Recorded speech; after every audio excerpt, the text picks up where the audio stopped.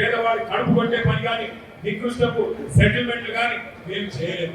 కానీ 20 నెలల్లో ఇలా హైదరాబాద్ మహానగరంలో హైడ్రా పేరుతో అరాచకం, ఎక్కడ ఏ బస్తీలను కూలగొడతారో, ఎప్పుడో చిన్న మీద పెడతారో, చివరికి కోర్టు ఆర్డర్ ఉన్నా కూడా పట్టించుకున్నాడు లేడు. ఇష్టం వచ్చినట్టు కోర్టు ఆర్డర్ ఉండి మహిళలు వచ్చి ఆ బుల్డోజర్లకు చేసి మీద కట్టేమంటే కూడా పోలీసులు గుర్తవతలు వాడేసి గుడిసెలు కూలగొట్టే ఒక దౌర్భాగ్యమైన పరిస్థితి ఇవాళ హైదరాబాద్ మహానగరంలో వచ్చింది. అది మాత్రమే కాదు, ఏం జరుగుతున్నది హైదరాబాద్ లో పక్కన ఇదివరకు ఇదే రేవంత్ రెడ్డి గారు గొప్ప గొప్ప మాటలు చెప్పిండు ప్రతిపక్షంలో. భూములు అమ్ముతుంటారా, భూములు అమ్ముకుంటే రేపు మొదలుగడ్డ భూములు ఉన్నాయి ఎట్లా అని మాట్లాడి ఇలా హౌసింగ్ బోర్డులో శేర్లింగంపల్లి నియోజకవర్గంలో భూములు అమ్ముతున్నది కాంగ్రెస్ ప్రభుత్వం కాదా? మరి ఇదివరకు కేసీఆర్ గారు చేస్తేనేమో తప్పైంది, నువ్వు చేస్తే ఒప్పైంది కదా. సరే భూములు అమ్మినావు, కేసీఆర్ గారు మొత్తం 10 ఏళ్లలో 2,80,000 కోట్లు అప్పు చేస్తే రేవంత్ రెడ్డి గారు 2 ఏళ్లు నిండకుండానే 2,20,000 కోట్లు అప్పు చేసిండు. సరే కేసీఆర్ ఏం చేసిండు? 2,20,000 కోట్ల అప్పుతో అంటే కేసీఆర్ గారు హైదరాబాద్ లో 42 ఫ్లైఓవర్లు కట్టిండు, 42 బ్రిడ్జిలు కట్టిండు. అద్భుతంగా హైదరాబాద్ నగరాన్ని అభివృద్ధి చేసిండు. నువ్వు వచ్చినాక ఒక్క బ్రిడ్జ్ కట్టినావా? నువ్వు వచ్చినాక బ్రిడ్జ్ కాదు, కనీసం ఒక్క కొత్త రోడ్ వేసినావా? పేదవాడి ఇల్లు కూడా కొడతారు, సున్నం చెరువులో ఉండే ప్రతి ఒక్క పేదవాడి కడుపు మీద కొడతారు, కానీ పెద్దవాళ్ళని మాత్రం ఏం చేయరు. మీ శేర్లింగంపల్లి నియోజకవర్గంలోనే దుర్గం చెరువు ఉన్నది. అదే దుర్గం చెరువు FTL లో మనం ఉన్నప్పుడు కట్టింది కాదు, ఇదివరకు కాంగ్రెస్ ఉన్నప్పుడే రేవంత్ రెడ్డి వాళ్ళ అన్న అక్కడ ఇల్లు కట్టింది. మరి దమ్ముందా హైడ్రాకి? రేవంత్ రెడ్డి అన్న ఇంటికి ఇల్లు కొట్టే దమ్ముందా? పట్టడంతో తెల్లారి ఎగిరిపోదు పోస్టు. అందుకే రేవంత్ రెడ్డి అన్న మాత్రం ఇల్లు మాత్రం సేఫ్. కానీ గరీబోని అడిగేటోడు లేడు కదా. గరీబోని మాత్రం 3 పోతుంది, గుట్టవతల వాడిస్తుంది, అడిగేటోడు లేడు. కూకట్పల్లిలో బుచ్చమ్మ అనే మహిళ, నేను పోయిన వాళ్ళ ఇంటికి కృష్ణారావు గారు పిలిస్తే, పాపం ఇక్కడనే ఇక్కడ ఉంటుంది మన శేర్లింగంపల్లిలో. ఆ రోజు ఆమె ఇంటికాడికి వచ్చి హైదరాబాద్ నోటీస్ చేసిపోయింది నీళ్లు కొడతామని. ఆమె బాధ తట్టుకోలేక వాళ్ళ బిడ్డ ఇంటికి పోయి తాళం పెట్టింది. బిడ్డ ఇంటికి పోయి రాత్రంతా బాధపడి ఆఖరికి ఉరి పోసుకొని ఎక్కడ ఇల్లు కూలిపోతుందో అని చెప్పి ఉరి పోసుకొని బుచ్చమ్మ అనే మహిళ చనిపోతే నేను కృష్ణారావు గారు మన నాయకుడు రాజు గారు అందరూ కూడా పోయినాం. వాళ్ళ హైడ్రా వల్ల ముఖ్యమంత్రి అనాలోచిత విధానాల వల్ల హైడ్రానేమో కాంగ్రెస్ లకు బ్లాక్ మెయిల్ దందా పనికొస్తున్నారు తప్ప ఎవరికి పనికొస్తలేదు. పేదవాళ్ళ కడుపు మీద కొడుతున్నారు, బిల్డర్లను బెదిరిస్తున్నారు, ఆర్ఆర్ ట్యాక్స్ పేరు మీద వసూలు చేస్తా ఉన్నారు. నేనేం చెప్తలేదు, ప్రధానమంత్రి స్వయంగా చెప్తా ఉన్నాడు. ప్రధానమంత్రి వచ్చి చెప్తున్నాడు హైదరాబాద్ లో ఎన్నికల ప్రచారంలో, ఇక్కడ ఆర్ఆర్ ట్యాక్స్ వసూలు చేస్తున్నారు బిల్డర్ల దగ్గర, మరి అదే విధంగా కాంట్రాక్టర్ల దగ్గర.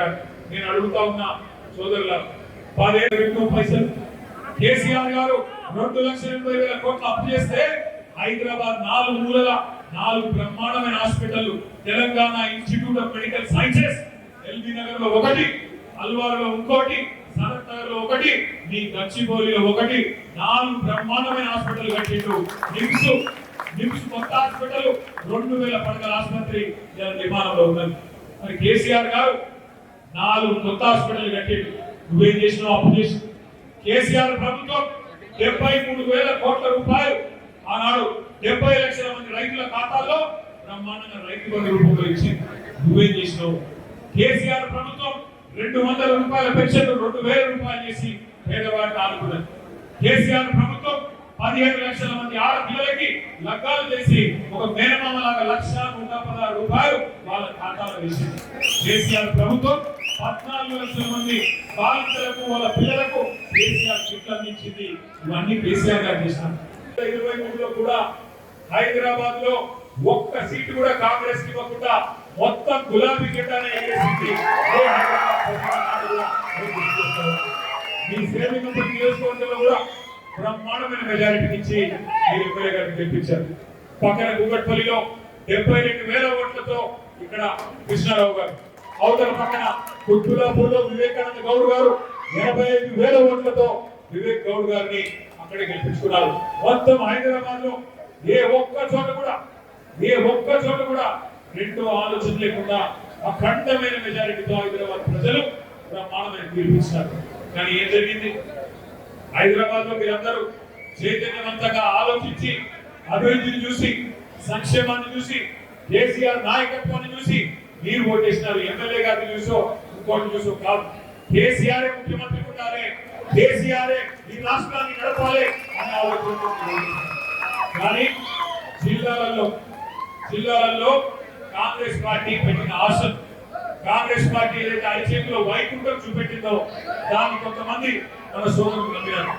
ఎన్ని మాటలు చెప్పి తెలంగాణలో సామెత ఇది, పొట్టోడు ఎత్తి పొడుగోడు కొడితే పొడుగోడు ఎత్తి పోషమ కొడుతుంది, పొట్టోడు ఎత్తి పొడుగోడు కొడితే పొడుగోడు ఎత్తి పోషమ కొడుతుంది. అంటే దేవుడు ఉంటాడు, చూస్తాడు. ఇట్లా లుచ్చ పనులు చేసే ఏ నాయకుడు అయినా బరాబర్ మడత పెట్టి కొట్టే రోజులు తప్పకుండా వస్తాయి. మీ ఎమ్మెల్యే పోయినా, మీ ఎమ్మెల్యే పార్టీ మారినా, పార్టీకి ద్రోహం చేసిన, తల్లి పాలు తాగి రొమ్ము గుద్దినా మీరు మాత్రం ధైర్యంగా నిలబడ్డందుకు గట్టిగా ఒకసారి చెప్పడంలో మీ ధైర్యం మామూలు ధైర్యం కాదు. నాకు నమ్మకం ఉంది. ఆనాడు 2014లో మనకు ఎమ్మెల్యే లేడు, కానీ కార్పొరేట్ ఎలక్షన్ వస్తే 11 డివిజన్లలో గులాబీ జెండాలు ఎగరేశారు.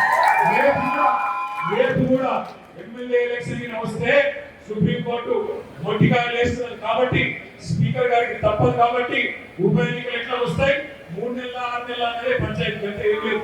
ఎక్కువ రోజులు తప్పించుకోలేదు. ఎందుకంటే ఏదో ఒకటి చెప్పాలి. ఏ పార్టీలో ఉన్నవా అంటే ఇలా చెప్పే పరిస్థితి లేదు. నేను ఒక ఆయన చెప్తున్నాడు, నేను టీఆర్ఎస్ పార్టీలో ఉన్నా. మరి అది శ్రీలింగపల్లి టీఆర్ఎస్ కార్యకర్తల సమావేశం జరుగుతున్నారు.